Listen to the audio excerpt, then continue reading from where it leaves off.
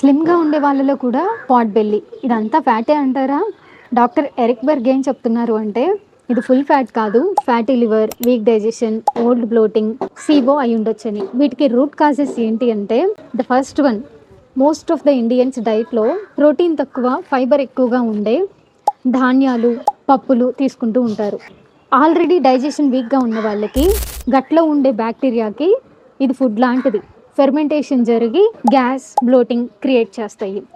Second reason, processed foods తీసుకోవటం. ఇది గట్లో ఉండే లైనింగ్ని దెబ్బతీసి బ్యాడ్ బ్యాక్టీరియాని గ్రో చేస్తుంది. థర్డ్ రీజన్, యాంటాసిడ్స్ వాడే వాళ్ళలో స్టమక్లో ఉండే యాసిడ్ ప్రొడక్షన్ తగ్గిపోతుంది. యాజ్ ఎ రిజల్ట్ లాంగ్ రన్లో సిబో వస్తుంది. డాక్టర్స్ సిమ్టమ్స్ని ట్రీట్ చేస్తారు.